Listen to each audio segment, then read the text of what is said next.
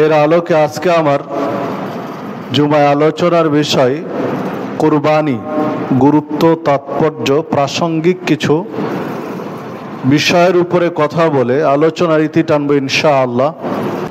সম্মানিত জুমা জামাতের উপস্থিতি, সর্বাগ্রে সেই মহান রব্বুল আলামিনের শুকরিয়া আদায় করি, যাঁর অশেষ অনুগ্রহে সুস্থ শরীরে জুমার সালাতের জন্য মসজিদে উপস্থিত হওয়ার সুযোগ পেয়েছি। তাই সকলে বলি আলহামদুলিল্লাহ। অতঃপর দরুদ ও সালাম বর্ষিত হোক সর্বকালের সর্বশ্রেষ্ঠ মহামানব সৈয়দুল মুরসালিন, খাতামুন নবীন, রহমাতুল লিল আলামিন নবী মুহাম্মদুর রাসূলুল্লাহ সাল্লাল্লাহু আলাইহি ওয়াসাল্লাম এর প্রতি। সম্মানিত মুসল্লিবৃন্দ, আমি আপনাদের সামনে কোরআন মাজিদের কয়েকটি আয়াতে কারিমা তেলাওয়াত করেছি। রাসূলুল্লাহ সাল্লাল্লাহু আলাইহি ওয়াসাল্লামের মুখনিসৃত বাণীর মধ্য হতে কয়েকটি হাদিস পেশ করেছি। এর আলোকে আজকে আমার জুমায় আলোচনার বিষয় কুরবানি, গুরুত্ব, তাৎপর্য, প্রাসঙ্গিক কিছু বিষয়ের উপরে কথা বলে আলোচনার ইতি টানব ইনশাআল্লাহ। ওমা তাওফীকি ইল্লা বিল্লাহ আলাইহি তাওয়াক্কালতু ওয়া ইলাইহি উনীব। সম্মানিত দিনী ভাতৃমণ্ডলী, আরবি 12টি মাস এর 12তম মাস জুলহিজ্জা। যেই জুলহিজ্জা মাসে আমরা পতিত হয়েছি, অতিবাহিত করছি। জুলহিজ্জা মাসের সাথে গুরুত্বপূর্ণ একটি ইবাদত হচ্ছে কুরবানি। জুলহিজ্জার প্রথম দশক অত্যন্ত গুরুত্বপূর্ণ দশক, যা রাসূলুল্লাহ সাল্লাল্লাহু আলাইহি ওয়াসাল্লাম উল্লেখ করেছেন যে এই 10 দিনের ইবাদত আল্লাহর কাছে অত্যধিক প্রিয়,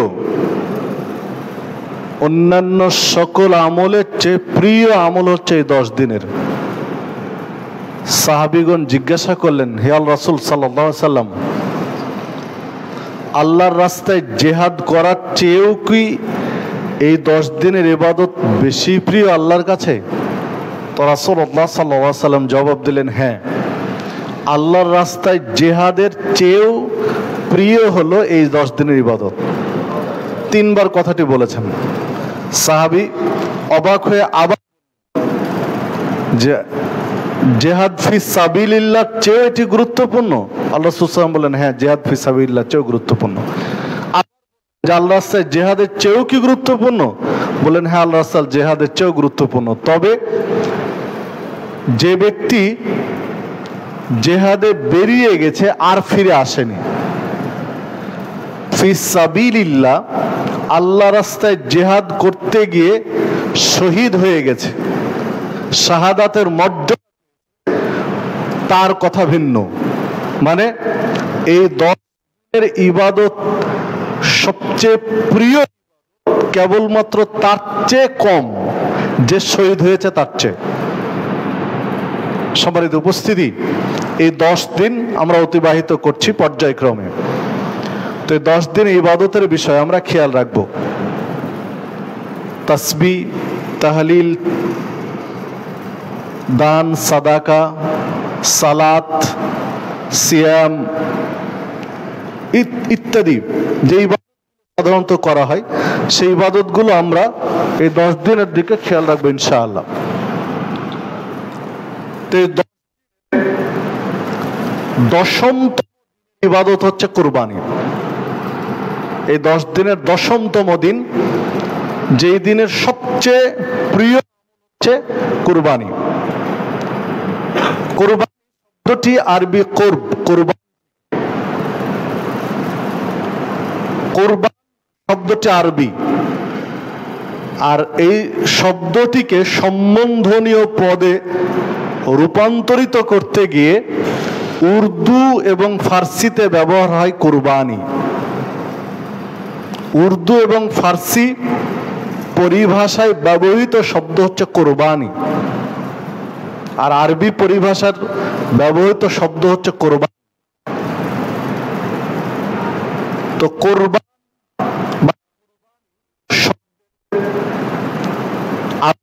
অর্থ হলো নৈকট্য করা, নৈকট্য পরিভাষায় আল কুরবান ইউতাকাররাবু বিহি ইলাল্লাহ সুবহানাহু ওয়া তাআলা, যেই মাধ্যমে আল্লাহর নৈকট্য হাসিল করা হয়। জিলহজের 10তম তারিখে পশু জবেহের মাধ্যমে আল্লাহর নৈকট্য হাসিলের যে চেষ্টা সাধন করা হয় তার নাম হচ্ছে কুরবানি। কুরবানি যদি আমরা একটু পিছনে ফিরে যাই, দেখা যায় যদিও ইতিহাসগুলো নিয়ে কিছুটা কি রয়েছে, কিছুটা পক্ষে বিপক্ষে, তবে গ্রহণযোগ্য তাফসীর ইমাদউদ্দিন ইবনে কাসীর রাহমাতুল্লাহ আলাইহি তার তাফসীর কোরআনুল আযীম তথা তাফসীর ইবনে কাসীর, এরপরে তাফসীর কুরতুবী, সালাফদের নিকটে যেগুলো মোটামুটি গ্রহণীয় তাফসীর, আলোচনাগুলো নিয়ে এসেছেন যে কুরবানি একেবারে আদম আলাইহিস সালামের 2 সন্তান হাবিল এবং কাবিলকে কেন্দ্র করে শুরু হয়। আমরা যে কুরবানি, এই কুরবানি ইব্রাহিম এবং ইসমাইল আলাইহিস সালাম কেন্দ্রিক স্মৃতি, ইব্রাহিম আলাইহিস সালামের সুন্নাহ আমরা যে কুরবানি করছি। দেখুন সূরা সাফফাত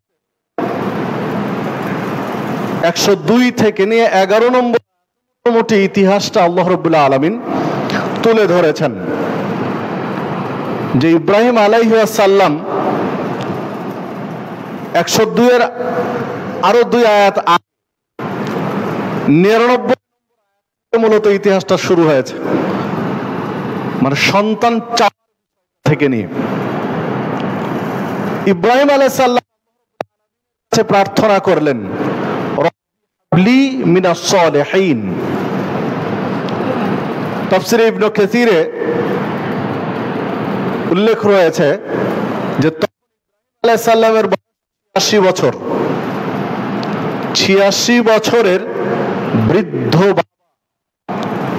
কোন সন্তান নেই, তিনি আল্লাহর কাছে প্রার্থনা করছেন রব্বি হাবলি মিনাস সালিহিন, আল্লাহ তুমি আমাকে সালেহ সন্তান দাও, সন্তান দাও, একটা নেক সন্তান দাও। আল্লাহ সুসংবাদ দিলেন ফাবাশশারনাহু বিগুলামিন হালিম, যে এমন একটা সন্তানের সংবাদ যা হালিম, ধৈর্যশীল। আল্লাহ একটা সন্তান দাও, আর আল্লাহ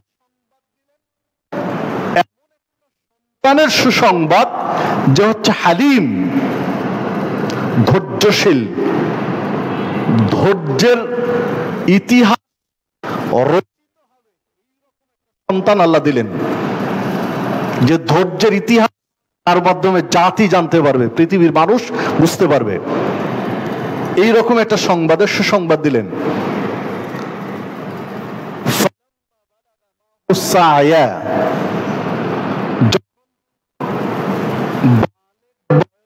উপনীত কেবল এই সময়ে বলছেন ইন্নী আরা ফিল মানাম আন্নী আযবাহুকা ফানজুর মাযা তারা।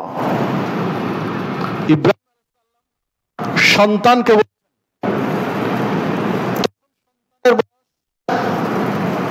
তাফসীর ইবনে কাসিরে বলছেন, ইমাদউদ্দিন ইবনে কাসির রাহমাতুল্লাহ আলাইহি, যে কেউ বলেছেন কেউ কাছে এরকম 13, 14, 15 এরকম বয়স, মানে উপনীত হতে যাচ্ছে এই রকম সময়। কোরআন এবং সুন্নাহ দ্বারা যেটা প্রমাণ হয় যে মূলত এই একজন মানুষ, যে একাধিক হাদিসে এই মত রয়েছে, যাকগে সে বিষয়ে কথা বলতে গেলে সময় অন্যদিকে চলে যাবে। তো 13, 14, 15 বা কাছাকাছি এইরকম বয়স। আলাইহিস সালাম সন্তানকে বলছেন ইন্নী মানাম, আমি দেখছি যে আন্নী আযবা, যে তোমাকে জবেহ করছি, কুরবানি করছি। ফানজুর মাযা তারা, এই বিষয়ে কি, এই বিষয়ে কি, আমি দেখছি যে তোমাকে আমি কুরবানি করছি, তো তোমার মতামত কি? নবী রাসূলগণের স্বপ্ন ওহীর সমতুল্য, ওহী সদৃশ। যেহেতু নবীর ঘর জন্ম, বিধায় তিনি এটা বুঝেন, তিনি এটা বুঝেন। সবারই উপস্থিতি, কিছু স্বভাব যা শিশু বিশেষজ্ঞ আপনার, যে হাদিসেও ইঙ্গিতটা রয়েছে, কুল্লুন ইল্লা ইউলা তারা, প্রত্যেকটা ইসলাম ফিতরাতের উপর করে। ফাআবাওয়াহু ইউহাব্বিদানিহি আও ইউনাসসিরানিহি আও ইউমাজ্জিসানিহি, এই কারণে সে না হয় খ্রিস্টান, মানে সন্তান আল্লাহ যে সন্তানের প্রক্রিয়া করেছে, প্রত্যেকটা সন্তান বিভিন্ন এর দিকে কি, পিতা মানে পিতা মাতা যে হাদিস সহিহ বুখারীতে বর্ণিত রয়েছে, সভ্যতা, সংস্কৃতি, চিন্তা, চেতনা সন্তান জীবনে এই হাদিস ইঙ্গিত দেয়। ঠিক শিশু বিশেষ এবং বিভিন্ন গানেও লেখা থাকে, লেখা থাকে, কারণ তার ভিতরে প্রভাব। বুখারী আরেকটা হাদিসে রয়েছে, রাসূলুল্লাহ সাল্লাল্লাহু একটা ছেলে একটা মেয়েকে বিয়ে করে, সাধারণত 4টি বৈশিষ্ট্যের একটি মর্যাদা, মানে আল্লাহ রাসূল সাল্লাল্লাহু আলাইহি ওয়াসাল্লাম এটা যে দেখে, মানে মানুষ, এইটা হাদিসে ইঙ্গিত রয়েছে স্পষ্ট। ঠিক শিশু বিশেষজ্ঞ শিক্ষা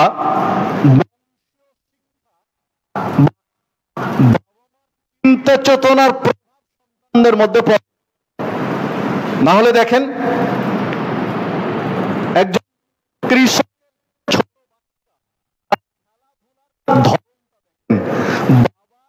যেই কৃষি কাজ, খেলাধুলা ওই রকম। একজন প্রেসিডেন্ট মন্ত্রী রাজাদের কাছে দেখেন তাদের খেলাধুলা ছোট, কিন্তু খেলাধুলার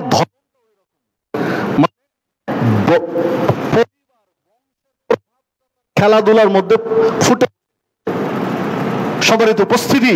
তো যে কথা পিছনে চলে এসেছি সেইটা যে ইব্রাহিম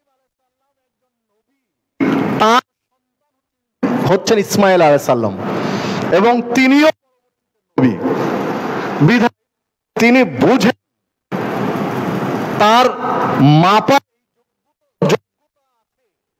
যে কি উনি বুঝেন। আমি তোমাকে জবে করছি, এই বিষয়ে তোমার মতামত কি? সন্তান বলছেন ইয়া আবা তিফআল, হে আব্বা, হে আমার বাবা, তিফআল, আপনি তাই করুন, আপনি সেটা মা তো উমার, যা আপনি আদিষ্ট হয়েছেন। মানে নির্দেশ, এটা যে আদেশ, না হলে কেন তিফআল মা তো উমার, আপনি যা সেটা করুন, এটা বললেন এ উমার, আপনি নির্দেশ দেওয়া, যে নির্দেশটা আপনি সেটাই বাস্তবায়ন করুন। সাতাজিদুনি ইনশাআল্লাহু মিনাস সাবিরিন, ইনশাআল্লাহ আমাকে ধৈর্যশীলদের অন্তর্ভুক্ত পাবেন, অন্তর্ভুক্ত পাবেন। তাহলে দেখুন ওই যে আল্লাহ রাব্বুল আলামিন বলেছিলেন ফাবাশশারনাহু বিগুলামিন হালিম, সন্তান চাইলেন যে আল্লাহ তুমি আমাকে সালেহ সন্তান দাও।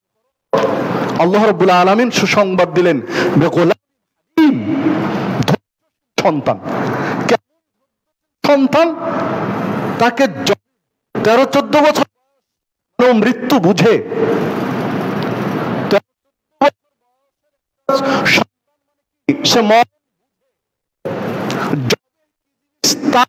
সে জবে জ্ঞান অনুযায়ী সেই জ্ঞানটা তার, সেই সন্তানকে বলছেন যে আমি তোমাকে জবে করছি, কুরবানি, তুমি কি বলছো? তো আপনি আব্বা ইনশাআল্লাহ ধৈর্যশীল পাবেন। মানে আল্লাহ যে সুসংবাদ, সেই সুসংবাদ প্রকাশ, সেই বহিঃপ্রকাশ তার এই স্বীকৃতির মধ্য দিয়ে, এই স্বীকৃতির মধ্য তিনি তা তিনি প্রমাণ করে দিলেন। সম্মানিত উপস্থিতি, এরপর বলছেন এখানে আর একটা ছোট্ট বিষয় বলে রাখি যে ইসমাইল এই আমাদের একটা ছোট্ট শিক্ষা রয়েছে। আমরা একটা কাজ করতে গেলে শেষে বলি ইনশাআল্লাহ, কথার শেষে বলি ইনশাআল্লাহ। আমাদের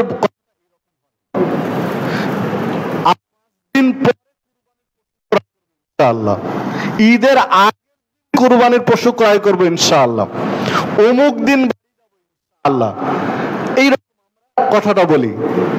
আর ইসমাইল এটা শুরু করলেন সাতাজিদুনি ইনশাআল্লাহ সাবিরিন, মানে ইনশাআল্লাহ আমাকে ধৈর্যশীলদের অন্তর্ভুক্ত পাবে।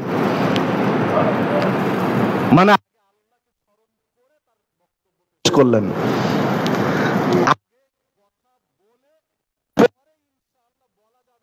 কথা বলিনি, বলা যাবে, হাদিসে ইঙ্গিত রয়েছে যে আপনি ইনশাআল্লাহ বলবেন, সমস্যা নেই, কিন্তু ইসমাইল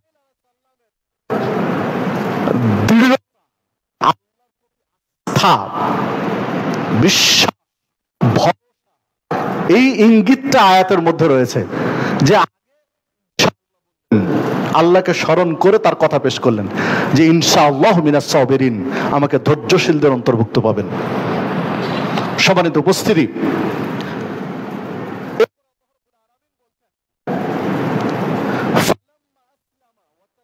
লিল জাবিন ফাসলামা,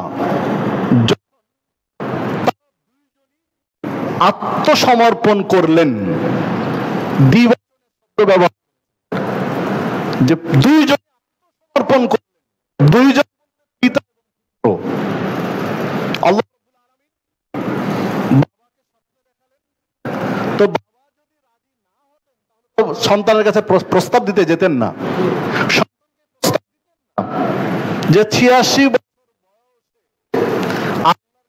চেয়ে চেয়ে একটা সন্তান, এই সন্তানকে কি বিধান, যদি ইব্রাহিম আল্লাহর এই বিধান মেনে না নিতেন তাহলে এই প্রস্তাব দিতেন না। মানে প্রস্তাব দিলেন মানে উনি বিধান মেনে নিয়েছেন। ঠিক ইসমাঈল মেনে নিলেন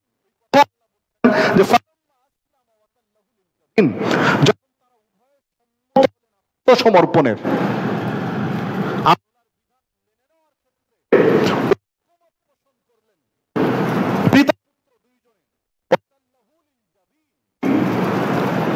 এবং উপর করে দিলেন জন্য আত্মসমর্পণ করার পরে, একমত হওয়ার পরে উপর করে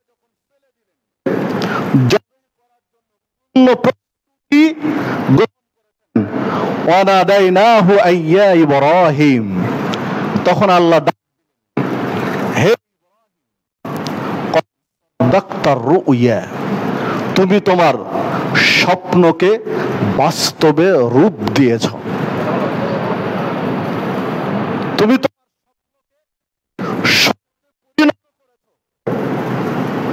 ইন্না কাযালিকা নাজ্জিল মুহসিনিন, এইভাবে মুহসিন ব্যক্তিদেরকে পুরস্কৃত করে থাকি, সম্মান থাকি।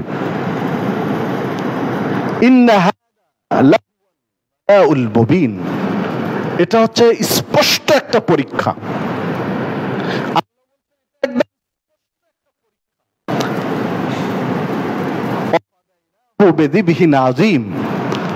আল্লাহ রাব্বুল আলামিন একটা মহান কুরবানি, ফিদিয়া, হাদিয়া, একটা হাদিয়া দিলেন। ওয়া আলাইহি ফিল আখিরিন, এই সিলসিলা, এই কুরবানি মানে ইসমাঈল পশু বিযিবহিন আযীম আল্লাহ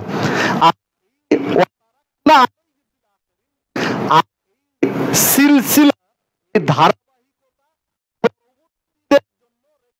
আখিরিনদের জন্য রেখে দিলেন, যে কিয়ামত এই দিলেন আল্লাহ রাব্বুল আলামিন। সালামুন আলা ইব্রাহিম, ইব্রাহিমের উপরে শান্তি অবতীর্ণ হোক। দেখুন তো এই কথা আব্দুল্লাহ ইবনে আব্বাস থেকে একটা আলোচনা রয়েছে তাফসীর ইবনে কাসীর এবং কুরতুবীর মধ্যে, তাফসীর কুরতুবীর মধ্যে।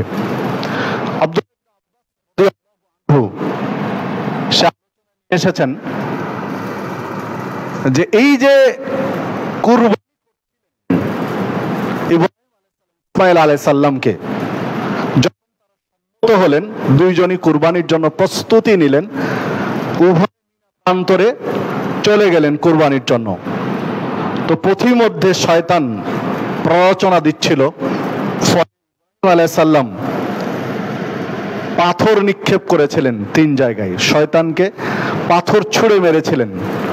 যে স্মৃতিচারণ হাজী সাহেবগণ প্রত্যেক বছর 3 জামরায় পাথর নিক্ষেপ করে থাকেন।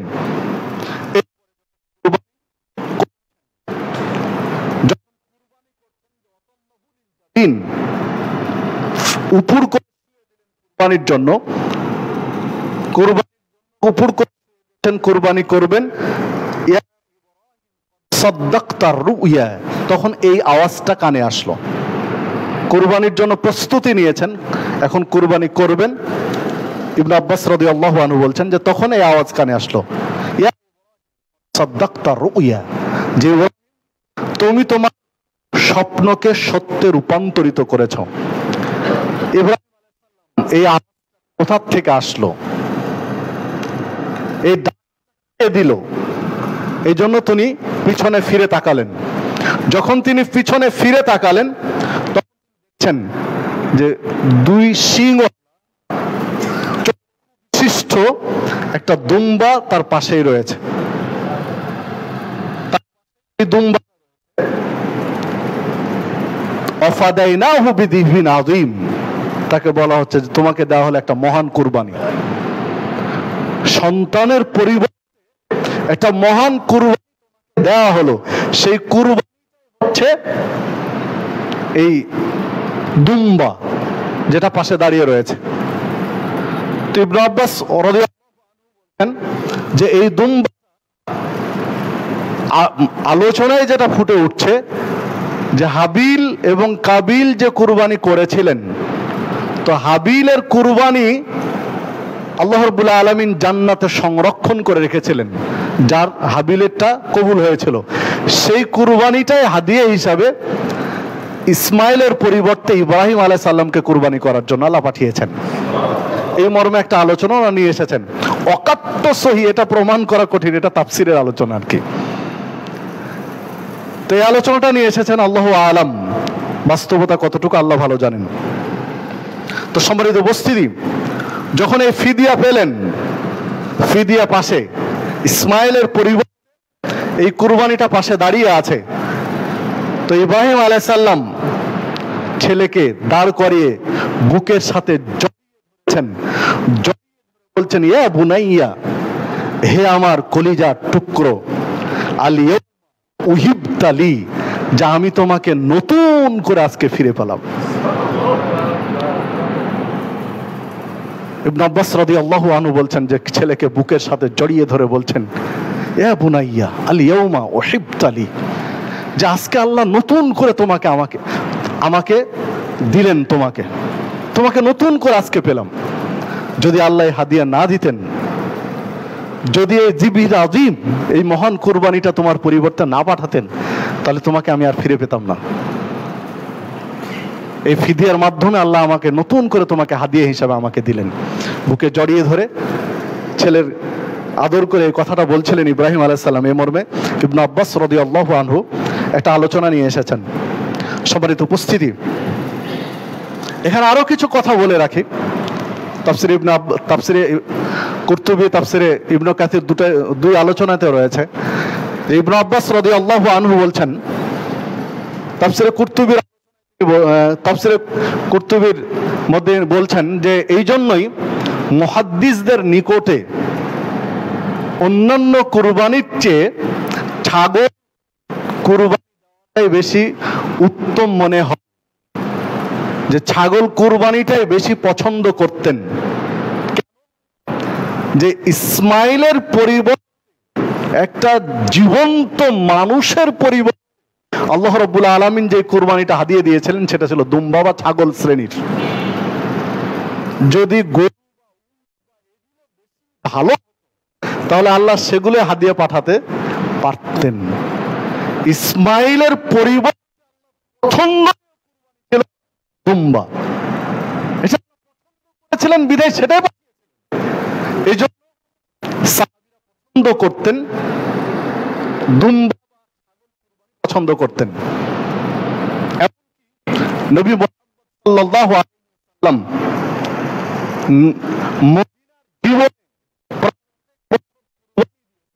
প্রত্যেক বছরে তিনি ছাগল কুরবানি দিয়েছেন।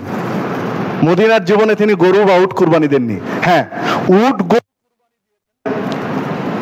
তিনি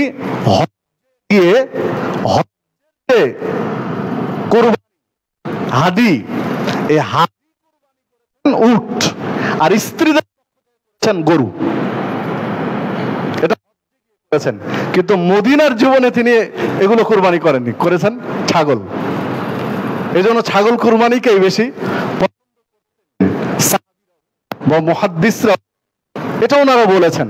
তবে কেউ কেউ যে বেশি রক্ত প্রবাহিত নহর, ইয়াউমুন নাহার, ইব্রাহিম যেই দিন প্রথম স্বপ্নে দেখেছিলেন, 3 দিন স্বপ্নে দেখেছিলেন, তো প্রথম স্বপ্ন দেখেছিলেন ওই দিনটার নাম হচ্ছে ইয়াউমুত তারবিয়া, রুইয়া তারবিয়া মানে স্বপ্ন, তো ইয়াউমুত তারবিয়া মানে স্বপ্ন দেখার দিন।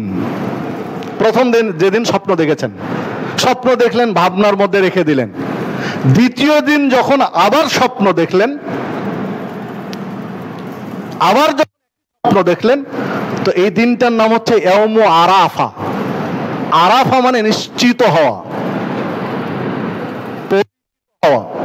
তো ইয়াউমুল আরাফা মানে নিশ্চিত হওয়ার দিন। একই স্বপ্ন যখন দ্বিতীয় দিনও দেখলেন, তখন উনি নিশ্চিত আমাকে ওহী করা হচ্ছে যে আমার সন্তানকে আমাকে কুরবানি করতে হবে। তো উনি নিশ্চিত হলেন, এই জন্য এই দিনটার নাম ইয়াউমু আরাফা। তৃতীয় আবার স্বপ্ন দেখলেন, তখন সন্তানের সাথে আলোচনা করে কুরবানি প্রস্তুতি নিয়ে কুরবানি করতে গেলেন। এই দিনটা হলো করা, তো জবে করার দিন। তো যখন যে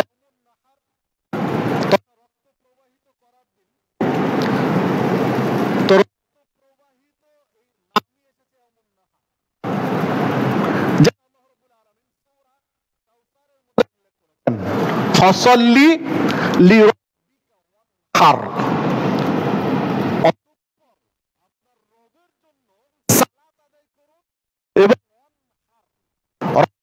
করুন।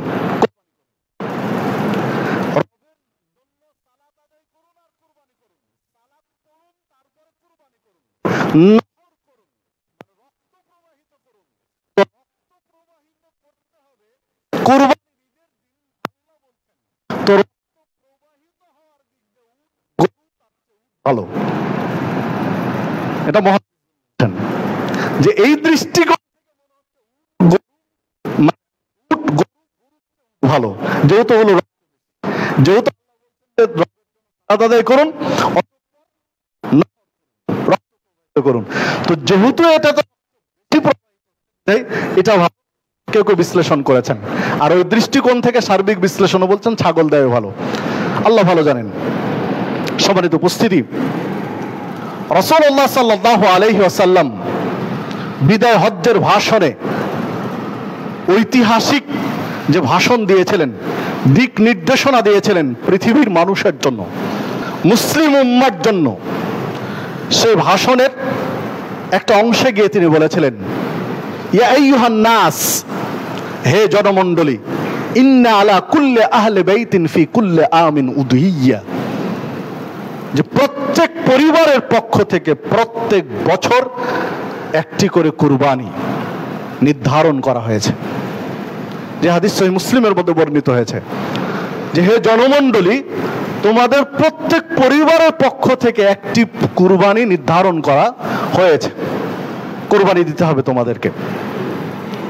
রাসূলুল্লাহ সাল্লাল্লাহু আলাইহি ওয়াসাল্লাম বিদায় হজ্জের ভাষণে এই আলোচনা করেছিলেন সাহাবীদের সামনে, লক্ষাধিক সাহাবীকে সামনে রেখে।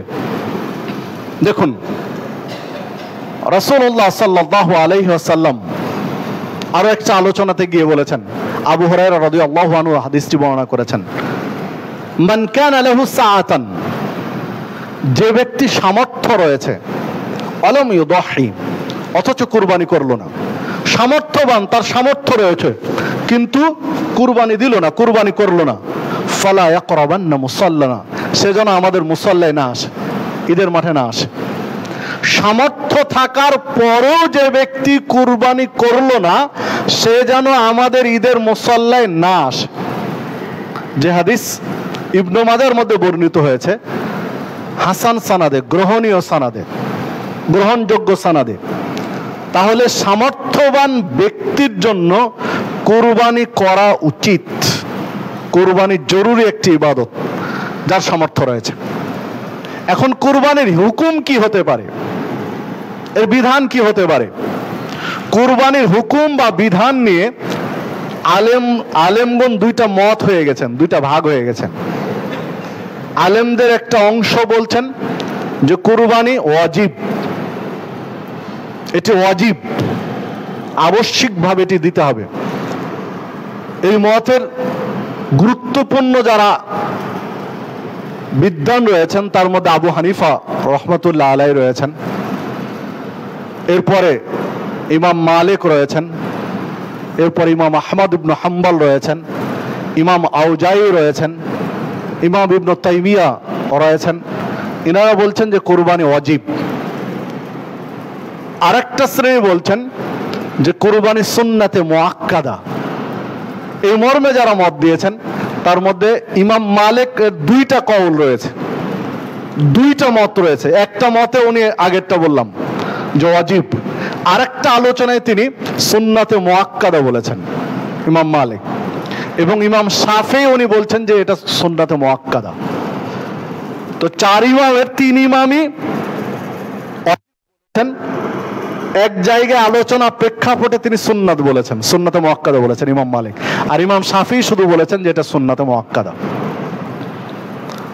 এই কওলগুলো জমা করে, কওলগুলো এক জায়গায় নিয়ে ইবনে উসাইমিন রহমতুল্লাহ আলাই তিনি আলোচনার শেষে ফিনিশিং এ গিয়ে তিনি বলছেন এই কওলগুলো টেনে যে সার্বিক বিশ্লেষণে মনে হয় এটি ওয়াজিব, এই মতটি অধিক গ্রহণযোগ্য। এটা ইবনে উসাইমিন তার বিস্তারিত আলোচনা শেষে এই কথাটা বলছেন যে এই পক্ষেই আলেমদের পাল্লাটা ভারী। সম্মানিত উপস্থিতি, আমি দুটি মত আপনার কাছে ভালো আপনি নিতে পারেন। অধিকাংশরা গিয়েছেন, কেউ কেউ সুন্নাতে মুআক্কাদার পর্যায়ে গিয়েছেন।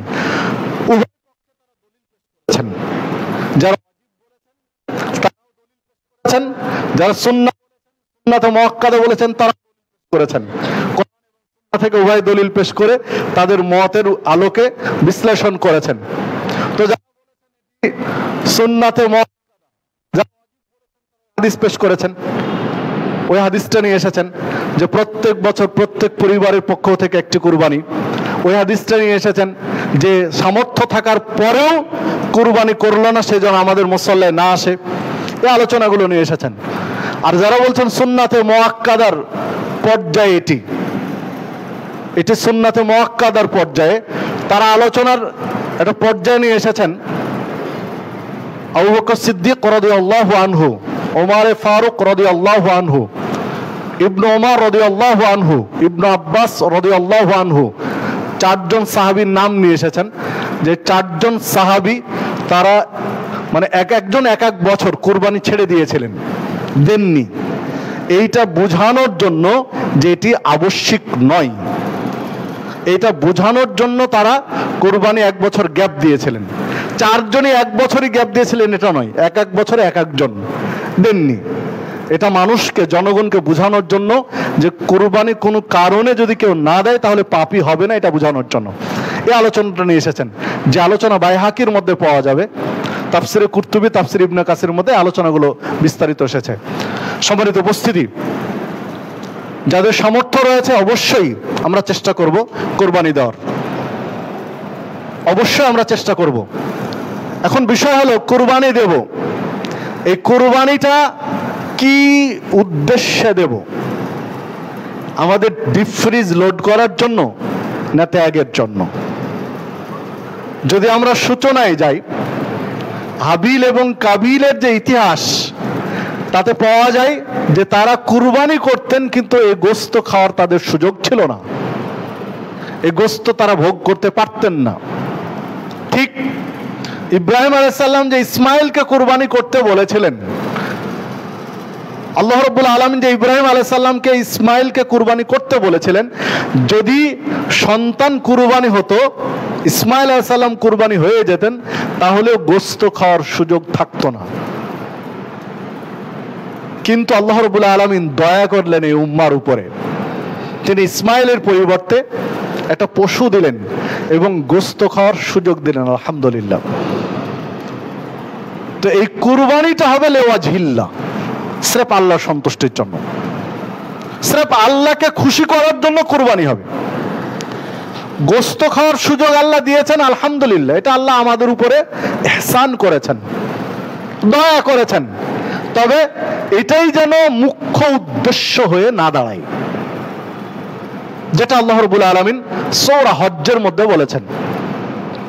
লা ইয়ানালাল্লাহু লুহুমুহা ওয়ালা দিমাউহা ওয়ালাকিন ইয়ানালুহু তাকওয়া মিনকুম।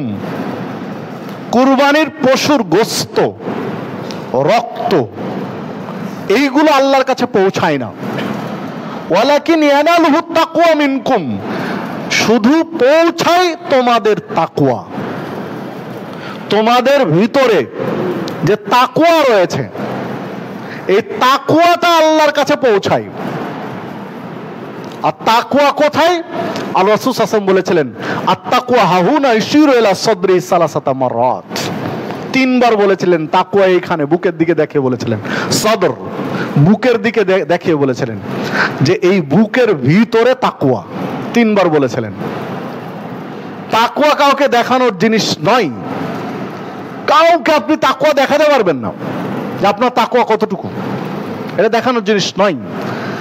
এটা দেখানো যায় শুধু একজনকেই, তিনি হচ্ছেন মহান রব্বুল আলামিন। কারণ বিজাতিস সুদূর, তিনি হচ্ছেন অন্তর্যামী, অন্তরের খবর তিনি জানেন। এই জন্য তাকওয়া তিনি বুঝেন যে কার তাকওয়া কতটুকু। তো তাকে দেখানোর জন্য কুরবানি করেন, আন্তরিকতাটা ফ্রেশ করেন, নিয়তটা শুদ্ধ করেন, সঠিক করেন, যে আল্লাহকে খুশি করার জন্য আপনি কুরবানি করবেন। আপনার সামর্থ্য যা রয়েছে তা দিয়ে দেন। সামর্থ্য রয়েছে ছাগল দেন, ভেড়া দেন, দুম্বা দেন, উট দেন, গরু দেন। সামর্থ্য রয়েছে আরো বেশি দেন, একাধিক দেন। রাসূলুল্লাহ সাল্লাল্লাহু আলাইহি ওয়াসাল্লাম 2টা ছাগল কুরবানি দিয়েছেন, একাধিক বছরের ইতিহাস। 2টা ডবল কুরবানি দিয়েছেন ছাগলে। তো আপনার সামর্থ্য রয়েছে, আপনি একাধিক দেন, অসুবিধা নেই। সামর্থ্য রয়েছে অনেক বড় কুরবানি দেন, অসুবিধা নেই। কিন্তু তাকওয়াতে যেন চিড় না ধরে, ফাটল না ধরে। যদি তাকওয়ার ভিতরে গ্যাপ সৃষ্টি হয়, তাহলে আপনার পুরো ইবাদতটাই বাতিল হয়ে, বরবাদ হয়ে যাবে। তাকওয়াটা যেন শুদ্ধ হয়, নিয়তটা যেন পরিশুদ্ধ হয়।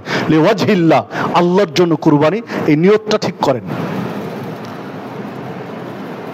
আল্লাহ রাব্বুল আলামিন ফাকুলু মিনহা ওয়াতিমুল কানি ওয়াল মুতাররা, আল্লাহ রাব্বুল আলামিন বলেছেন ফাকুলু মিনহা, এটা থেকে তোমরা খাও।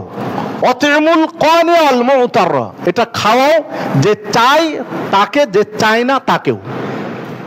3টা পরিভাষা বলেছেন যে তুমি নিজে খাও, তুমি খাও এবং খাওয়াও কাকে? যে চায় তাকে, যে চায় না তাকেও। যারা সাইল, যাচাকারী, মানুষের কাছে হাত পাতে, তাদেরকে দিতে হবে।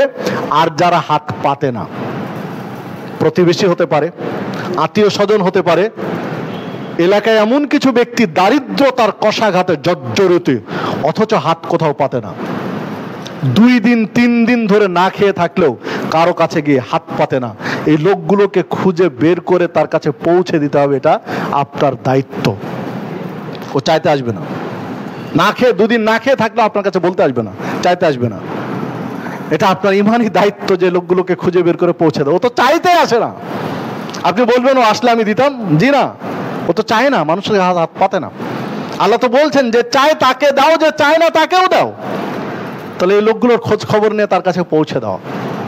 খোঁজ খবর নিতে যেন আপনার ত্রুটি না থাকে, তাদেরকে পৌঁছে দিতে হবে। এরপর আল্লাহ রাব্বুল আলামিন আরেকটি আয়াতে আর পরিভাষা আরেকটু ভিন্নভাবে বলেছেন, যেমন এখানে বললেন, অন্যটা একটু ভিন্নভাবে বলেছেন। ফাকুলু মিনহা ওয়াতইমুল বাইসাল ফাকির, সূরা হজ্জের 28 নম্বর আয়াতে, এটা 36 নম্বর ছিল, 28 নম্বর আয়াতে, যে তোমরা খাও। ফাকুলু মিনহা, তোমরা খাও, পরিবারের সদস্যদেরকে নিয়ে খাবে। ওয়াতইমুল বাইসাল ফাকির, এবং যারা দরিদ্র অভাবী তাদেরকে খাওয়াও, পাশাপাশি যারা ফকির মিসকিন তাদেরকে খাওয়াও। মানে নিজে খেতে হবে, অন্যকে খাওয়াতে হবে।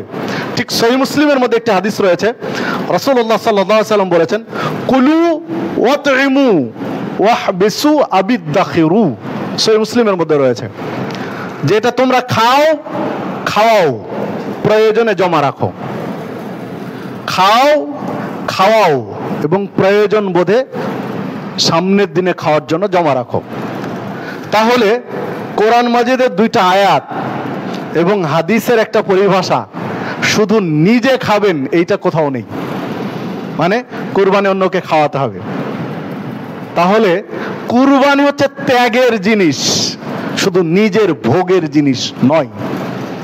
কুরবানি করে পুরোটা আপনি ফ্রিজে লোড করে দিলেন, জি না, আপনার নিয়তে সমস্যা রয়েছে। আপনার কুরবানি আদৌ হবে কিনা সন্দেহ রয়েছে। হবে না আমি কথা বলতে পারবো না, কারণ হওয়া না হওয়ার মালিক তো আল্লাহ, তিনি জানেন। আপনার নিয়ত তো আমি জানি না, তিনি জানেন।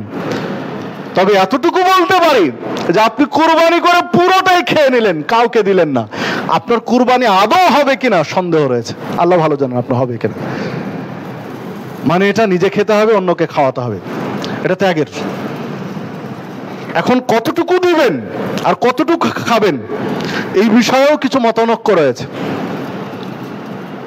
সরাসরি হাদিসে স্পষ্ট উল্লেখ নেই যে 3 ভাগ করে 1 ভাগ খেতে হবে, 1 ভাগ পাড়া প্রতিবেশী আত্মীয় স্বজনকে দিতে হবে, 1 ভাগ গরিব মিসকিনকে দিতে হবে। এটা সরাসরি এভাবে হাদিসে ভাগ করা নেই। কিন্তু পরিভাষাগুলোর আলোকে যে কুলু মিনহা ওয়াতিমুল কানি ওয়াল মুতাররা, মানে 3টা ভাগ এসেছে, খাও, চায় তাদেরকে দাও, চায় না তাদেরকে দাও। তো এই যে পরিভাষাগুলোর আলোকে মুহাদ্দিসগণ বলছেন যে যদি 3টা ভাগে ভাগ করে তাহলে ভালো, খারাপ নয়। করতেই হবে এটা আমি বলছি না, যদি ভাগ করতে চায় করতে পারে, ভালো। যে কিছু খাবে রেখে দিবে, প্রতিবেশীকে দিয়ে, আত্মীয় স্বজনকে দিবে।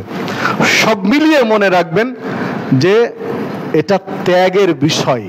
ইব্রাহিম আলাইহিস সালাম নিজ সন্তানকে কুরবানি করছিলেন, কত বড় ত্যাগ তিনি স্বীকার করছিলেন। তারই স্মৃতিচারণা, তারাকনা আলাইহি ফিল আখিরিন, পরবর্তীদের জন্য এই বিধান আমি রেখে দিলাম, আল্লাহ রাব্বুল আলামিন বলছেন। তো ওই ত্যাগেরই তো বহিঃপ্রকাশ ঘটাচ্ছে কুরবানির দিনে। বিধায় শুধু নিজে খেয়ে আত্মতৃপ্তি বোধ করবে এটা যেন না হয়, ত্যাগ স্বীকার করেন। এমনও হতে পারে যে নিজে যা রেখেছেন খাওয়ার জন্য তার চেয়ে বেশি দিয়েছেন, এটা হলো ত্যাগ। যে নিজের জন্য যা রেখেছি তার চেয়ে বেশি দিয়েছে। আল্লাহ তো সম্পদ দিয়েছে, আলহামদুলিল্লাহ, ভালো। 5 লক্ষ টাকা দিয়ে গরু কেনেন, কিছু রেখে বেশি বিতরণ করেন, আল্লাহ সুযোগ দিয়েছেন, করেন। আবার সেটা যদি প্রচারমুখী হয়ে যায়, সেলফিতে ভরে দিলেন, তাহলে তো গেল, কারণ আপনার শোডাউনটা উদ্দেশ্য হয়ে গেছে, কারণ নিয়তটা মূল। জনগণকে সেলফি তুলে দেখানো নয়, সেলফি দেখান আল্লাহকে, তাকে দেখান। আর তাকে দেখার জন্য সেলফি লাগে না, আপনার অন্তরটা তিনি বুঝেন, তাকে দেখান। সম্মানিত উপস্থিতি, এই যে কুরবানির শোডাউনের মহড়া, কত লাখ টাকার গরু কিনেছে বা কয়টা কুরবানি কিনেছে, মহড়া বন্ধ হয়ে যেত যদি আল্লাহ ওই আগের বিধানটা রাখতেন যে কুরবানি করবে, গোস্ত খেতে পাবে না। তাহলে বোঝা যেত কার শোডাউনটা কেমন, এই মহড়াটা তখন বোঝা যেত।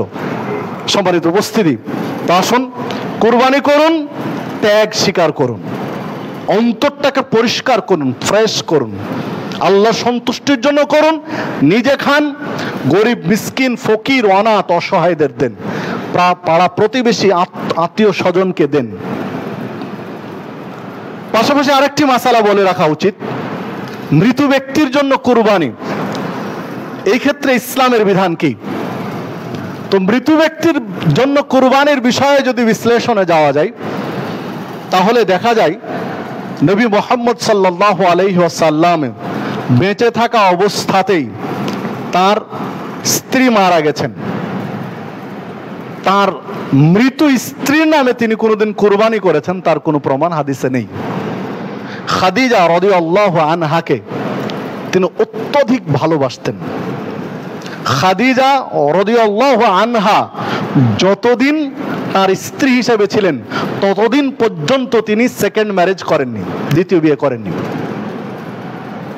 দ্বিতীয় বিয়ে যেগুলো এসেছে, একাধিক স্ত্রী একসাথে রাখা, খাদিজা রাদিয়াল্লাহু আনহার পরে তিনি থাকা অবস্থায় দ্বিতীয় বিয়ে আর করেননি। এবং পরবর্তী সময়ে অন্য স্ত্রীদের কাছেও বারবার স্মরণ করতেন খাদিজা রাদিয়াল্লাহু আনহাকে। আয়েশা রাদিয়াল্লাহু আনহা বলছেন যে আমার খুব হিংসা হতো যে যখন ছাগল জবাই হতো, ছাগল জবাই হলে রান পাঠিয়ে দিতেন খাদিজা রাদিয়াল্লাহু আনহার বান্ধবীর কাছে, যে আমার ঘরে আছেন, আমার কাছে উনি আছেন, বাড়িতে ছাগল জবাই হয়েছে, অথচ রান পাঠালেন। তার প্রথম স্ত্রী মারা গেছেন তার বান্ধবীর বাড়িতে, মানে এত ভালোবাসতেন। কিন্তু খাদিজা রাদিয়াল্লাহু আনহার জন্য তিনি কোনোদিন কুরবানি জবাই করেছেন তার কোনো হাদিস নেই, প্রমাণ নেই। সম্মানিত উপস্থিতি, রাসূলুল্লাহ সাল্লাল্লাহু আলাইহি সাল্লামের মৃত্যুর পরে তার জন্য কুরবানি করেছেন এই মর্মে একটা আলোচনা রয়েছে তিরমিজিতে। আলী রাদিয়াল্লাহু আনহু দুইটা কুরবানি করলেন ওই বছরে, যে বছরে তিনি মারা গেলেন তার পরের বছরে, পরের কুরবানিতে, মৃত্যুর পর কুরবানিতে দুইটা কুরবানি বললেন। একজন কুরবানি দিলেন, তখন একটা আমার জন্য কুরবানি দিলাম, আর একটা আমি রাসূল সাল্লাল্লাহু আলাইহি ওয়াসাল্লামের জন্য কুরবানি দিয়েছি। রাসূলের জন্য তখন উনি আমাকে তিনি ওসিয়ত করেছিলেন, তার ওসিয়ত পূরণ করার জন্য কুরবানি দিলাম। তবে হাদিসটা একান্তই জয়ীফ।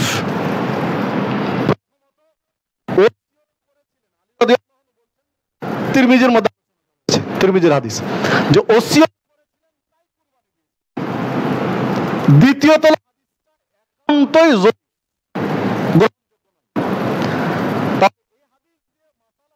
তো হয় না যে মৃত কুরবানি দেওয়া, ওসিয়ত থাকতে হবে, ওসিয়ত নয়, ওই জয়ীফ মেনে নিতে হয়, এই মাসালা চলে আসে। কুরবানি রাসূল সাল্লাল্লাহু আলাইহি ওয়াসাল্লামের নামে আর কোনো প্রমাণ নেই, বা অন্য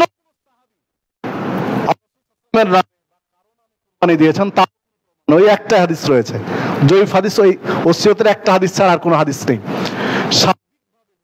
করে মুহাদ্দিসগণ বলছেন মৃত ব্যক্তির নামে কুরবানি দেওয়ার শারঈ বিধান খুঁজে পাওয়া যায় না। যদি কেউ কোনোদিন ওসিয়ত করে থাকে, ওসিয়ত পূরণের স্বার্থে হতে পারে, মৃত ব্যক্তির নামে কুরবানি সাব্যস্ত হয় না। এটা একটা মাসালা।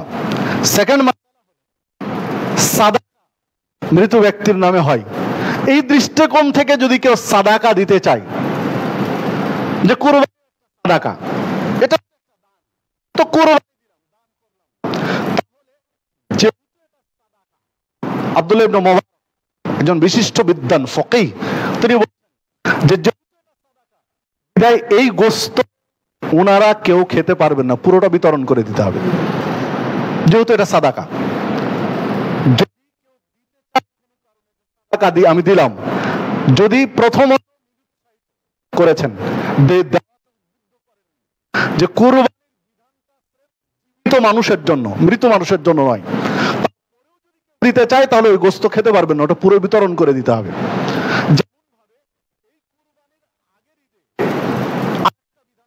এই বিধান সেইটা ছিল ফিতরা। তো ফিতরা মানুষের জন্য, ফিতরা দেওয়া হয়নি, মৃত কিন্তু ফিতরা গুনে দিয়ে,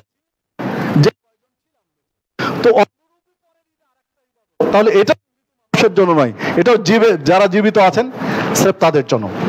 সবারই তো উপস্থিতি, আমরা বিষয়গুলো মাথায় রাখবো। সর্বোপরি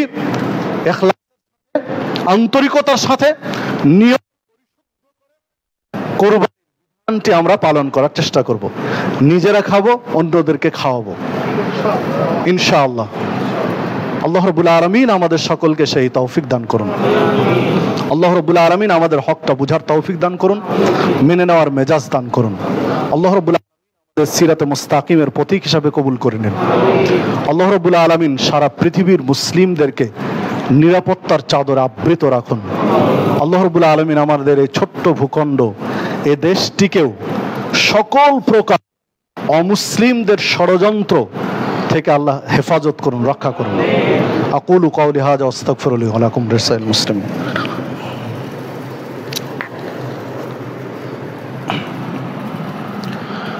নাহমাদুহু ওয়া নুসাল্লি আলা রাসূলিহিল কারীম। أعوذ بالله من الشيطان الرجيم ما كان محمد أبا أحد من رجالكم ولكن رسول الله وخاتم النبيين وكان الله بكل شيء عليما إن الله وملائكته يصلون على النبي يا أيها الذين آمنوا صلوا عليه وسلموا تسليما اللهم صل على محمد وعلى آل محمد كما صليت على إبراهيم وعلى آل إبراهيم إنك حميد مجيد اللهم بارك على محمد وعلى آل محمد كما باركت على إبراهيم وعلى آل إبراهيم إنك حميد مجيد اللهم انصر من نصر دين محمد صلى الله عليه وسلم واجعلنا منهم واخذل من خذل دين محمد صلى الله عليه وسلم ولا تجعلنا منهم اللهم انصر الإسلام والمسلمين واخذل الكفرة اليهود والنصارى المشركين اللهم اعز الإسلام والمسلمين واخذل الكفرة اليهود والنصارى المشركين عباد رحمكم الله إن الله يأمركم بالعدل والإحسان وإيتاء ذي القربى وينهى عن الفحشاء والمنكر والبغي يعظكم لعلكم تذكرون ولا ذكر الله تعالى أولى وأضل وأتم وأكبر